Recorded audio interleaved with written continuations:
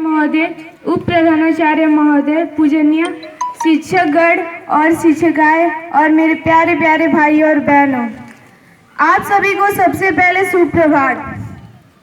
मैं सुभद्रा यादव कक्षा 10वीं की छात्रा हूँ। मैं आज बेटी बचाओ बेटी पढ़ाओ भी कुछ कहना चाहती हूँ।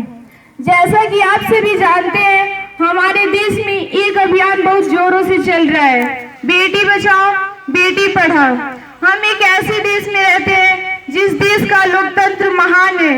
हम गौर से कहते हैं हम भारतीय हैं, फिर भी यहाँ की लड़कियों की ये स्थिति है कि उनके लिए एक अभियान चलाया जाता है, बेटी बचाओ बेटी पढ़ाओ। मैं पूछती हूँ, लड़के के लिए तो कोई अभियान नहीं चलता? क्या समाज एक ही वर्ग से बनता है? क्या लड़के ही समाज की हिस्सा है?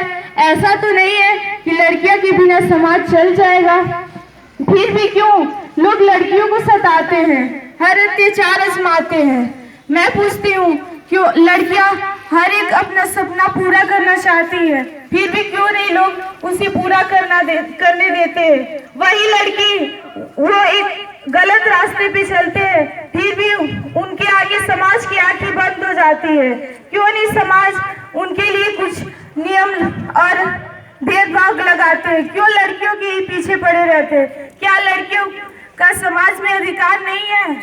क्या क्यों नहीं लोग लड़के और लड़कियों को बराबरी से कोई भी काम करते हैं? बराबरी तो छोड़िए, उनके अधिकारों से भी उन्हें वंचित किया जाता है। वो माँ जो गर्भ में प्यारे से फूल की तरह बच्ची को खिलने से पहले ही तोड़ देती है, वो बच्ची संसार को देखना चाहती है, फिर भी वो माँ उस समय अपना नाता तोड़ देती है कि मैं भी एक माँ हूँ, इस बच्चे को इस संसार में आने दिया जाए और इसे कुछ करने दिया जाए।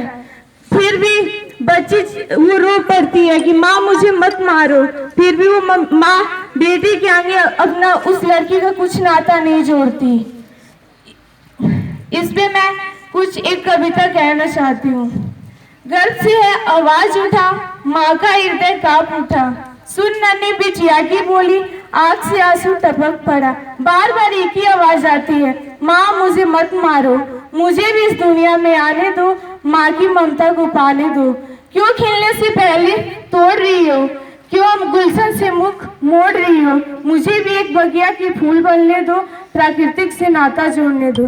ये मत भूलो माँ, तुम भी किसी कली की फूल हो, ऐसा ना हो कि तुमसे भी कोई भूल हो। संसार के नाते तोड़ दो माँ, पाप से मुख मोड़ दो माँ, मेरी तुम आवाज भरो, मेरा जीवन आजाद करो।